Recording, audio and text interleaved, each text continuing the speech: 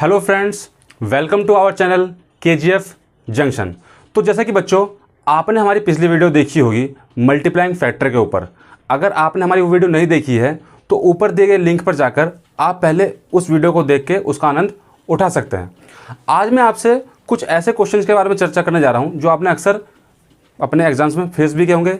जैसे कि आप कभी देखते हैं कि प्रथम 50 प्राकृतिक संख्याओं का योग कितना है, या पूर्ण संख्याओं का योग कितना है, या पूर्णांकों के बारे में बताइए। तो अक्सर ये वर्ड आपने सुने होंगे, लेकिन अक्सर बच्चे इन सब वर्ड में कन्फ्यूज होते हैं कि पूर्णांक क्या होते हैं, पूर्ण संख्या क्या होती है। तो इन्हीं सब के टॉपिक को बोलते हैं बच्चों नंबर सिस्टम। तो आज का जो हमारा टॉपिक होगा वो नंबर सिस्टम से रिलेटेड होगा। तो चलिए बच्चों, बिना किसी देरी के आज की अपनी क्लास स्टार्ट करते हैं।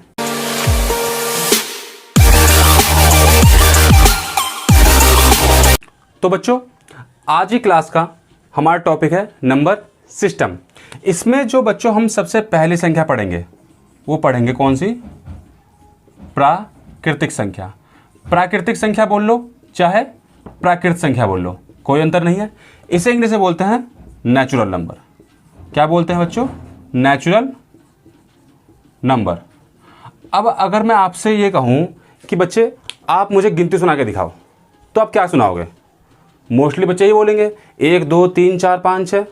मोस्टली क्या, अगर मैं 10 बच्चों से पूछूंगा तो 10 के 10 बच्चे नेचुरली यही बात बोलेंगे कि 1 2 3 4 5 6। तो वो गिनती जो हमारे मुंह से नेचुरल निकल रही है उसी को हम बोलते हैं बच्चों नेचुरल नंबर। अर्थात जो हमारी जो प्राकृतिक संख्याएं हैं वो कहाँ से शुरू होती है? 1 2 3 4 5। अब कोई मुझसे ये पूछे कि प्राकृतिक संख्या खत्म कहाँ होती है, तो क्या बच्चों आपको पता है कि संख्या का अंत कहाँ तक है? मुझे तो नहीं पता, शायद आपको भी पता नहीं होगा। तो जब ये संख्या आगे तक बढ़ती हैं तो किसी को भी नहीं पता है कि संख्या कहाँ तक है। इनका कोई अंत नहीं है, और जिसका अंत नहीं होता उसे क्या कहते हैं बच्चों? अनंत। इंग्लिश में बोलते हैं इनफाइनाइट या इंडेफिनिट। तो ठीक है बच्चों, तो जो हमारी प्राकृतिक संख्या होती है वो 1 2 3 और ऐसे चलते चलते कहाँ तक चलती है? अनंत तक, इनफाइनाइट तक, कोई इसका अंत नहीं है। तो बच्चों आपको प्राकृतिक संख्या समझ में आई। अब चलेंगे अपनी दूसरी संख्या की ओर। जो हमारी दूसरी संख्या है उसको हम कहते हैं बच्चों पूर्ण संख्या। पूर्ण, इसके नाम से ही पता चल रहा है बेटा पूर्ण। पूर्ण इसे इंग्लिश में बोलते हैं होल नंबर। हम इसे हिंदी और इंग्लिश दोनों ही वर्जन में कंप्लीट करेंगे, होल नंबर। तो जैसे कि इसके नाम से ही पता चल रहा है कि पूर्ण संख्या। अगर बच्चों मैं आपसे कहता हूँ कि आप मुझे गिनती आगे तक सुना के दिखाओ, तो आप कहोगे 1 2 3 4 5 6 7 8 9, और 9 के बाद अब क्या बोलोगे बच्चों? आप बोलोगे 9 के बाद 10। तो देखिए इस 10 में एक तो आ ही रहा है, लेकिन कहीं ना कहीं जीरो भी तो आ रहा है। मतलब जीरो भी तो एक ऐसी संख्या है जिसकी कुछ ना कुछ वैल्यू है। तो हाँ बच्चों, यही जीरो लगने के बाद हमारी इस नेचुरल नंबर को कंप्लीट करता है, इसलिए इसे बोलते हैं होल नंबर। अर्थात जो आपकी प्राकृतिक संख्या है वो 1 से स्टार्ट होती है, और जो आपकी पूर्ण संख्या है वो कहाँ से स्टार्ट होती है? 0 से। तो 0 1 2 3 4, और वही संख्याओं का अंत किसी को ही नहीं पता, तो ये कहां तक चलती है? अनंत तक।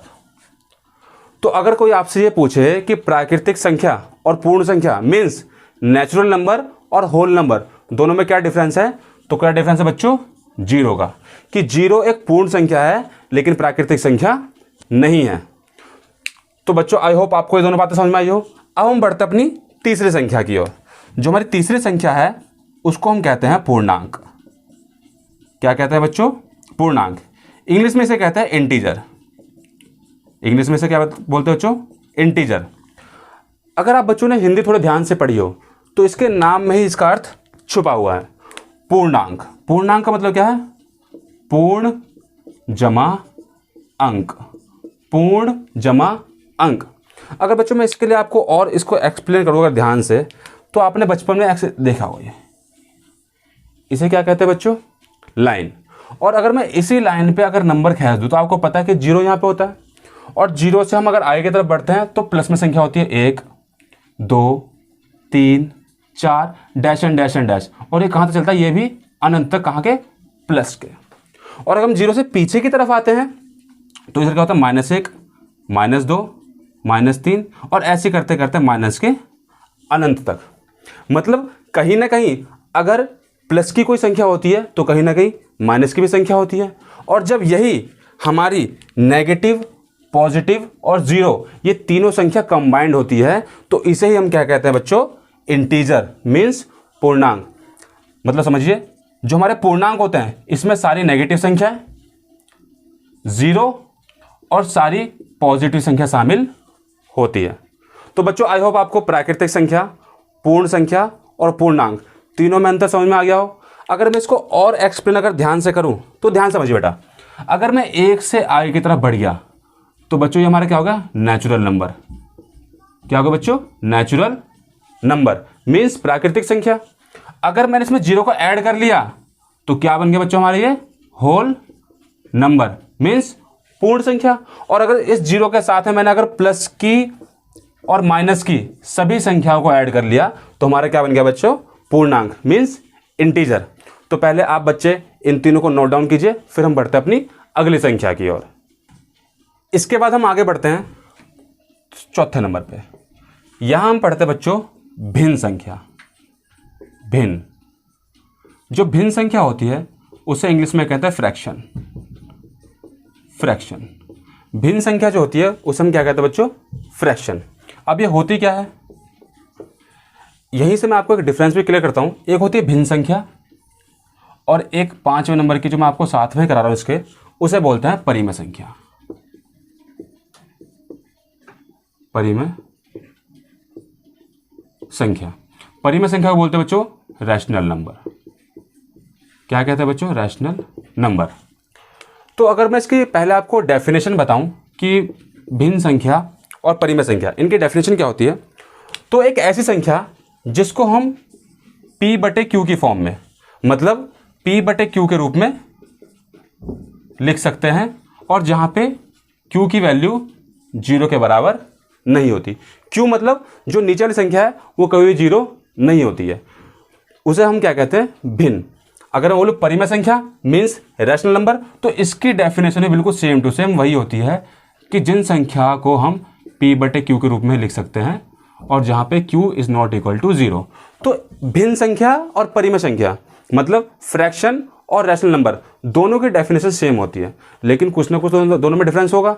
चलिए पहले एग्जांपल देखते हैं दोनों के आराम से। एग्जांपल कि एग्जांपल्स क्या हैं, अगर आप ध्यान से देखो तो इसका एग्जांपल, अगर मैं देसी भाषा में बात करूं तो जो हमारी बटे वाली संख्या होती है उनको कहते हैं भिन्न संख्या।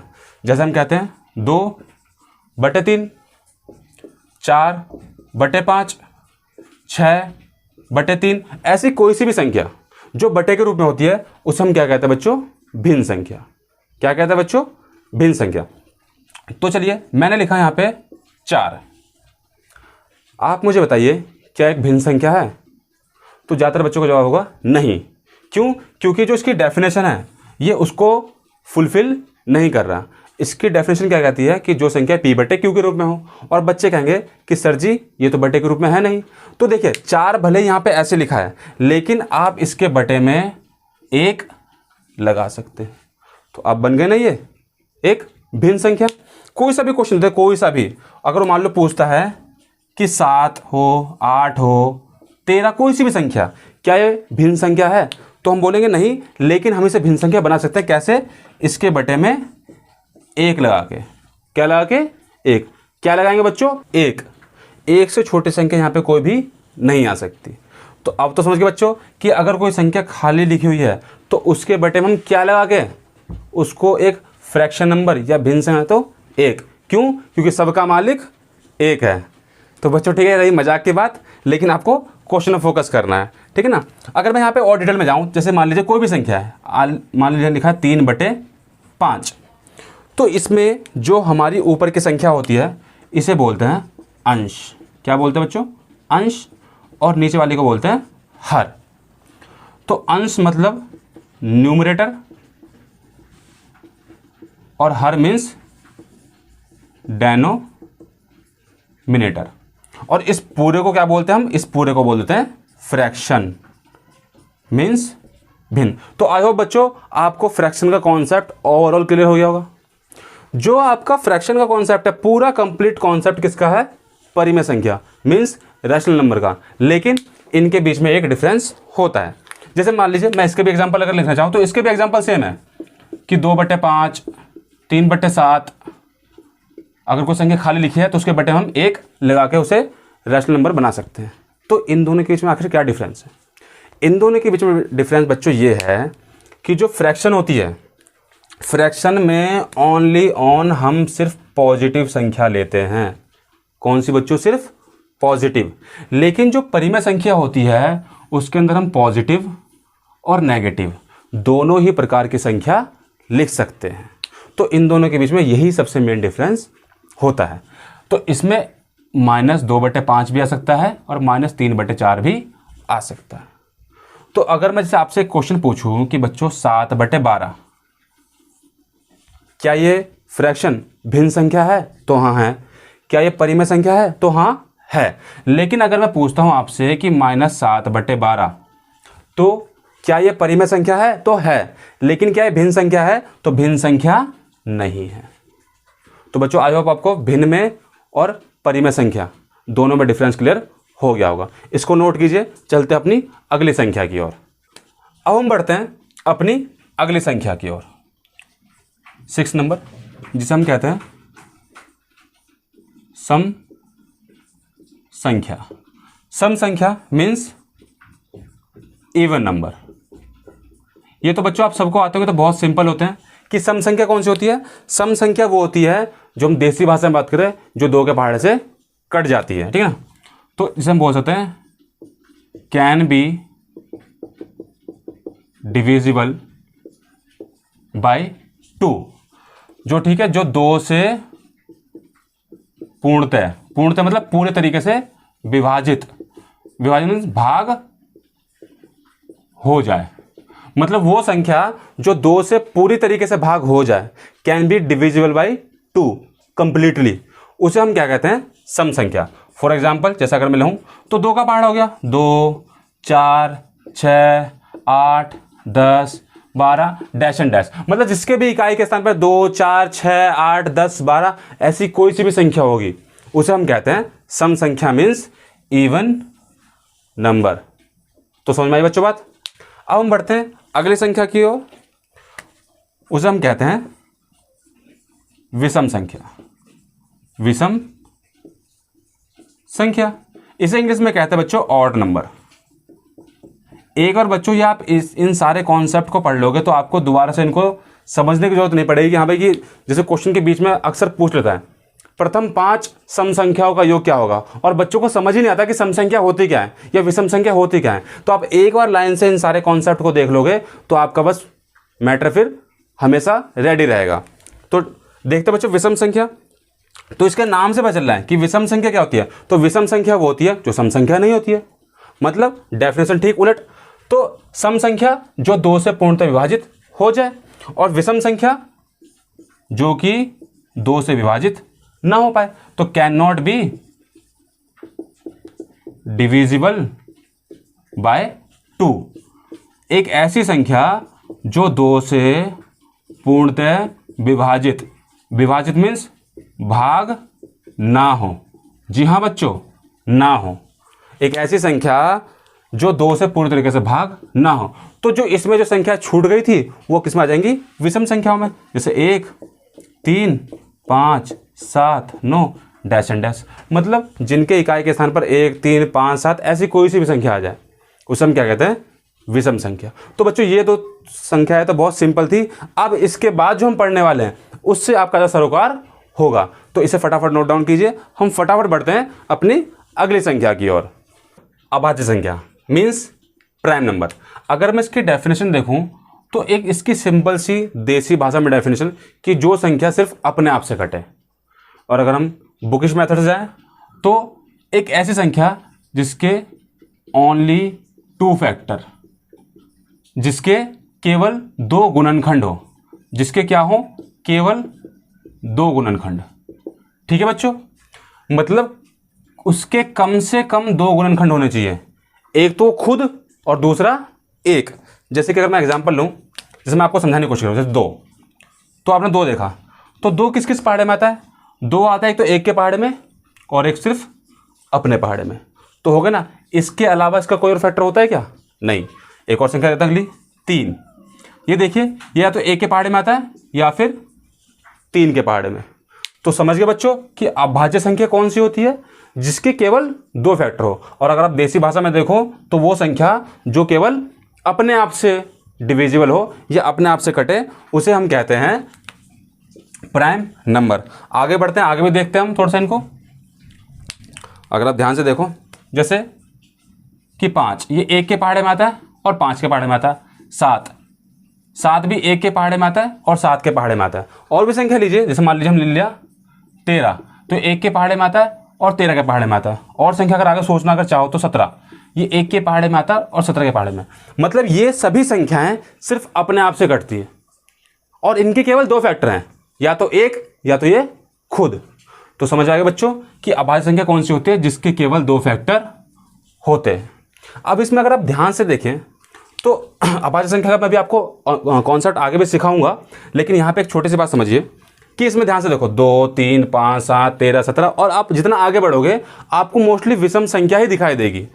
ठीक है, तो यहाँ से बच्चों एक इंपॉर्टेंट क्वेश्चन ये बनता है कि जो 2 है वो आपकी सबसे छोटी अभाज्य संख्या। तो बच्चों अगर आपसे कोई पूछे कि सबसे छोटी अभाज्य संख्या वो कौन सी है, तो आप कहोगे 2। ठीक है, और इसमें खास बात ये भी है कि सबसे छोटी अभाज्य संख्या तो है, लेकिन सम संख्या भी है। ये इकलौती ऐसी सम संख्या है जो कि अभाज्य भी होती है और सम संख्या भी होती है। इसके बाद की सारी संख्याएं विषम संख्याएं होती हैं। तो बच्चों समझ में आ गया आपको ये क्वेश्चन? ये इस सी-टेट में अक्सर पूछा जा चुका है ये वाला क्वेश्चन कि ठीक है कि सबसे छोटी सम अभाज्य संख्या कौन सी है। तो ठीक है बच्चों, अभाज्य संख्या कॉन्सेप्ट क्लियर हुआ। अब पढ़ते हैं भाज्य संख्या। ठीक है, तो भाज्य संख्या, तो भाज्य संख्या इसका अभाज्य का डेफिनेशन क्या था कि ओनली 2 फैक्टर। ठीक है ना, जहां पे इसकी डेफिनेशन कहते हैं more than 2 factor. More than 2 factor मतलब एक ऐसी संख्या जिसके 2 से अधिक गुणनखंड हो, जिसके 2 से अधिक गुणनखंड हो। 2 से अधिक किस प्रकार से, चलिए एग्जाम्पल के थ्रू समझने की कोशिश करते हैं। जैसे कि मान लीजिए मैंने ले 4, तो किस पहाड़े में आता है? एक तो 1 के पहाड़े में, फिर 2 के पहाड़े में और फिर 4 के पहाड़े में। तो आपको दिख रहा है कि 4 के 3 फैक्टर हैं, तो ये 2 से ज़्यादा फैक्टर हो गए, नहीं हो गए? एक और संख्या लेते हैं, जैसे कि 6, तो 1 के पहाड़े में आता है, 2 के पहाड़े में आता है, 3 के पहाड़े में आता है और 6 के पहाड़े में आता है। मतलब ये वो संख्याएं होती हैं जो अपने पहाड़ से तो कटती हैं, लेकिन अपने साथ ही साथ दूसरे पहाड़ों से भी कटती हैं या उनसे भाग होती हैं। उनको क्या कहते हैं बच्चों? भाज्य संख्या। आप कोई सी भी संख्या ले लो, आप ले ले 24, ये 1 के पहाड़े में आता है, 2 के पहाड़े में, 3 के पहाड़े में, 6 के पहाड़े में, 8 में, 12 में, 24 में। तो ये जो संख्याएं होती हैं इनके मोर देन 2 फैक्टर होते हैं, मतलब 2 से ज़्यादा फैक्टर होंगे। अब कितने ज़्यादा वो संख्या पे डिपेंड करता है, लेकिन 2 से ज़्यादा फैक्टर होंगे। तो बच्चों भाज्य और अभाज्य इनमें डिफरेंस आपको समझ में आ गया होगा। अब बढ़ते हैं अपनी अगली संख्या की ओर। तो अब देखते हैं अगली संख्या की ओर, सह अभाज्य संख्या। जी हाँ बच्चों, ये वर्ड आपने अक्सर एलसीएम एचसीएफ में या अलग अलग सवालों में देखा होगा, लेकिन बच्चों को ये तो पता होता है कि अभाज्य संख्या क्या होती है, लेकिन उनको ये पता नहीं था कि सह अभाज्य किसे कहते हैं। और बच्चों के दिमाग में अक्सर इसको लेकर मिसकॉन्सेप्ट भी हैं। तो सबसे पहले देखिए सह अभाज्य संख्या, तो इसमें कभी भी एक संख्या नहीं होगी, कम से कम 2 संख्या देगा। और हमें ये चीज़ चेक करनी पड़ती है कि कहीं वो एक दूसरे के पहाड़े में तो नहीं आती। जैसे कि फॉर एग्जाम्पल मान लीजिए मैंने लिया 2 और 3, तो ये क्वेश्चन आता है कि क्या ये सह अभाज्य है या भाज्य है? तो 2 या 3, देखिए ना 2 3 के पहाड़े में आता है और ना ही 3 2 के पहाड़े में आता है। तो ये क्या हो गया हमारा? सह अभाज्य संख्या। ये जो हमारा ग्रुपिंग हुई ये किसकी होगी बेटा? सह अभाज्य। तो ये सह अभाज्य संख्या है। अगर मैं आपको यहां पे दे दूं 3 और 15, तो आप बताइए ये सह अभाज्य है कि नहीं है? देखिए मैंने भी आपको क्या सिखाया कि देखिए इसकी कोई ऐसी डेफिनेशन नहीं है, बस इसका एक अगर आप लॉजिक देना चाहो तो इसका लॉजिक ये है कि सबसे पहली बात कि जो ये संख्याएं होंगी इनका एचसीएफ 1 आएगा, एचसीएफ 1 आएगा। और अगर मैं देसी भाषा में कहूं तो मैं जो संख्याएं होंगी इसके अंदर जो संख्याएं होती हैं वो आपस में एक दूसरे को नहीं डिवाइड करती, वो संख्याएं आपस में एक दूसरे को डिवाइड नहीं करती। तो अगर संख्याएं होंगी तो वो आपस में एक दूसरे को डिवाइड नहीं करेंगी। अगर वो डिवाइड कर रही हैं तो इसका मतलब सहभाज्य नहीं है। जैसे कि देखिए हमने यहाँ पे देखा था तो 2 और 3, ना 2 3 को डिवाइड करता और ना ही 3 2 को, तो ये सहभाज्य थी। लेकिन यहाँ देखोगे 3 और 15, ये 3 इस 15 को डिवाइड कर देगा नहीं कर देगा, दोनों एक ही पहाड़े में आते हैं, मतलब ये सहभाज्य संख्या नहीं है। समझ में आया बच्चों? एक और अगला एग्जाम्पल लेते हैं। अगला एग्जाम्पल लेते हैं 4 और 9। अब ध्यान से देखोगे तो 4 ना तो 9 के टेबल में आता है और 9 ना तो 4 के टेबल में आता है। तो भले ही मैं इनको अलग अलग देख रहा हूं तो ये भाज्य संख्या हैं, लेकिन अगर ग्रुपिंग में दोनों को देखूंगा तो दोनों एक दूसरे के पहाड़े में नहीं आती और नहीं एक दूसरे को काटती हैं। तो इसका मतलब ये भी सहभाज्य संख्या है। अगर मैं यहाँ लिख दूँ 15 और 25, तो ध्यान से समझो बच्चों, 15 और 25 दोनों ही 5 के पहाड़े से कट रहे हैं। मैंने क्या कहा था कि एक पहाड़े से नहीं कटना चाहिए और दोनों ही एक पहाड़े से कट रहे हैं। इसका मतलब ये सहभाज्य संख्या नहीं है। तो बच्चों आई होप आपको सह अभाज्य संख्या का कॉन्सेप्ट भी क्लियर हो गया होगा। तो बच्चों अभाज्य संख्या, इसका कॉन्सेप्ट मैं आपको दोबारा से थोड़ा सा और डिटेल में समझा दूं कि अभाज्य संख्या, इसको अगर ध्यान से देखते हो, अगर आपसे कोई एक क्वेश्चन पूछ ले कि जो अभाज्य संख्या जो प्राइम नंबर है 1 से लेकर 50 तक कितने प्राइम नंबर होते हैं, 1 से 50 तक लेकर कितने प्राइम नंबर होते हैं, तो आपको पता है, आप कैलकुलेट करोगे। मैं आपको डायरेक्ट बता रहा हूँ कि 1 से लेकर 50 तक टोटल 15 अभाज्य संख्या मीन्स 15 प्राइम नंबर होते हैं। और अगर आपसे कोई पूछे कि 1 से लेकर 100 तक कितने, तो 1 से लेकर 100 तक होते हैं टोटल 25। ये बच्चों पेपर का आया हुआ क्वेश्चन है। पेपर में आया था कि 61 से लेकर 100 तक आने वाली अभाज्य संख्याओं का एवरेज निकालो। तो अगर आप इन पर शुरू से प्रैक्टिस कर लोगे तो आपको आगे चल के दिक्कत नहीं होगी। जैसे कि हम देखते हैं कौन कौन संख्या होती है। अगर देखें ध्यान से तो 2, 3, 5, 7, 11, 13, 17, 19, 23, 29, 31, 37, 41, 43, 47। काउंट कर लेते हैं 1 2 3 4 5 6 7 8 9 10 11 12 13 14 15। 1 से लेकर 100 तक 25 संख्या होती है, वो आप मुझे ढूंढ के दिखाओगे। समझे बच्चों? अगर मान लो कभी आप भूल भी गए कि हम कैसे मतलब याद रखें इसको, तो इसकी बचपन में अगर आपने किताब पढ़ी होगी एनसीईआरटी की तो एक बहुत सिंपल ट्रिक होती है। हमें क्या करना है, पहाड़े तो आप सबको आते ही हैं, अरे कम से कम 2 से लेकर 10 11 तक तो पहाड़े आते ही होंगे सबको, ठीक है। हमें क्या करना है, पहाड़ा उठाना है। जैसे हम एक संख्या को छोड़ देंगे, एक संख्या को हटा देते हैं, कहाँ से उठाते हैं, 2 से। 2 के पहाड़े में जो जो संख्या आती है उसको काटते चले जाइए, ठीक है। और 2 पे कर लिया हमने सर्कल, क्यों? क्योंकि हम 2 का पहाड़ा पढ़ रहे हैं। तो 2 के पहाड़े में कहता है 4, इसको काट दो, 2 तिया 6, 2 चौक 8, 2 पंजे 10। और आपको पता है ऐसे करते करते आप ऐसे काटते रहोगे, ठीक है। जरूरी नहीं कि 2 का पहाड़ा सिर्फ 20 तक होता है, ये आगे तक बढ़ता है। कैसे? 22, 24। समझ में आ रही बच्चों बात? ठीक है, आगे तक ऐसे करते रहेंगे। ऐसे फिर आप उठाएंगे 3 का पहाड़ा। किसका पहाड़ा उठाएंगे? 3 का। 3 का पहाड़ा पढ़ते रहोगे और 3 के पहाड़े में जो संख्या आती है उसको आप काटते रहिए। तो 3 कम 3, तो ये तो हो ही गया। 6 कटा हुआ है, 3 3 9, 9 भी कट गया। 12 कटा हुआ है, फिर 15 भी कट गया। 18 कटा हुआ है, फिर 21 भी कट गया। 24 कटा हुआ, फिर 27 भी कट गया। और 3 धाम 30 भी कट गया। समझो बच्चों? फिर ऐसे उठाते हैं 4 का पहाड़ा। तो 4 तो ऑलरेडी कटा हुआ है, तो 4 के पहाड़े में 4, तो जो कटा हुआ है उसे छोड़ देंगे। तो 4, 8, 12, 16, 20, 24, 28। देखो 28 को काट दिया, ठीक है। फिर 32, 36 और 40। अब ऐसे करते करते पहाड़े आगे तक पढ़ते रहोगे। फिर 5 का पहाड़ा पढ़ते हैं। देखिए 5 खाली बचा हुआ है तो सर्कल कर दे, जो संख्या खाली बच जाएगी उस पर सर्कल कर देना। फिर 5 का तो 5, 10, 15, 20, 25, 30, 35, 40, 45 और फिर 50। इसी तरीके 6 का पहाड़ा, तो 6 तो ऑलरेडी कटा हुआ है तो कोई दिक्कत नहीं, पहाड़ा पढ़ेंगे। 6, 12, 18, 24, 30, 36, 42, 48, 54 और 60। तो बच्चों मैंने पहाड़ा पढ़ा 6 तक, इसका पहाड़ा आपको पढ़ना है 11 तक। 11 तक पहाड़ा पढ़ने के बाद जो संख्या बिना कटे रह जाएंगी वो होती हैं आपकी अभाज्य संख्या। समझे बच्चों? जैसे कि देखिए अभी तक 7 नहीं कटा, ठीक है ना। तो जो संख्या पूरा पहाड़ा पढ़ने के बाद एंड तक जो संख्याएं बिना कटे रह जाएंगी इस सर्कल के साथ में, वो होती है हमारी अभाज्य संख्या। तो ये जवाब आपको बताना है मुझे कि 1 से लेकर 100 तक कितनी अभाज्य संख्या, मतलब कितने प्राइम नंबर होते हैं। मैंने आपको बता दिया आंसर 25 होते हैं, लेकिन वो 25 कौन सी संख्या होती है, इसका जवाब आप मुझे कमेंट बॉक्स में करके दिखाओगे। ठीक है बच्चों। तो बच्चों, हमने जो नंबर सिस्टम के आज 10 टर्म सीखे हैं, वो one of the most important terms हैं नंबर सिस्टम के। तो अगर आपको ये 10 नंबर सिस्टम के जो हमने टर्म सीखे हैं ये हेल्पफुल लगी हो, तो अपने बाकी दोस्तों तक इस वीडियो को शेयर कीजिए। बच्चों, आप अक्सर देखा जाता है कि आप वीडियो को एंड तक नहीं देखते हो और सवालों के जवाब भी कमेंट बॉक्स में नहीं करते हो। तो आपको क्या करना है, आज इसका जवाब जरूर कमेंट बॉक्स में देना है।